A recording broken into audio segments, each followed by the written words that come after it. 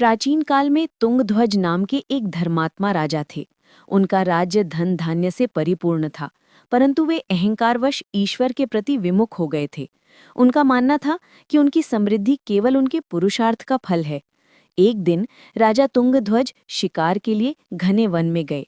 शिकार के दौरान वो थक गए और उन्हें तीव्र प्यास लगी। तभी उन्होंने एक वटवृक्ष के नीचे भक्तों का एक समूह देखा जो शांत भाव से बैठा था।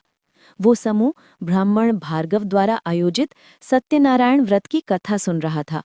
भार्गव ने राजा को देखा और उन्हें सम्मानपूर्वक पूजा के लिए रुकने तथा प्रसाद ग्रहण करने के लिए आमंत्रित किया। राजा तुंगध्वज ने व्रत कथा और प्रसाद का घोर अनादर किया। उन्होंने व्रत की महत्ता को तुच्छ समझा, ब्राह्मण को कोई उत्तर नहीं दिया और क्रोधित होकर अपनी रानी के पास महल लौट आए। रानी, जो राजा की प्रतीक्षा कर रही थी, धार्मिक कार्यों के प्रति पहले से ही उदासीन थी।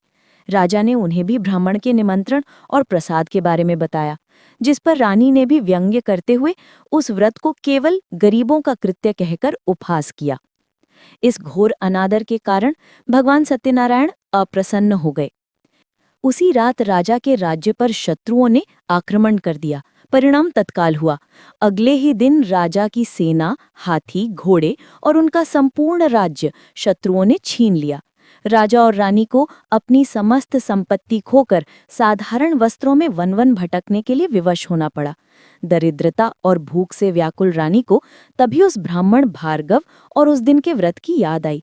उन्होंने राजा से कहा, हे राजन, ये विपत्ति निश्चय ही हमारे द्वारा भगवान सत्यनारायण के व्रत के अनादर का फल है। सच्चे पश्चाताप से भरकर राजा और रानी ने उसी क्षण संकल्प लिया कि वे पूर्ण श्रद्धा, भक्ति और नियम से भगवान सत्यनारायण का व्रत करेंगे। उन्होंने अपनी त्रुटि स्वीकार की और क्षमा मांगी। उनकी सच्ची श्रद्धा और पश्चाताप स्वीकार किया गया। उनकी कृपा से उन्हें पुनः उनका राज्य, सेना और पूर्ण की महिमा लौटा दी गई।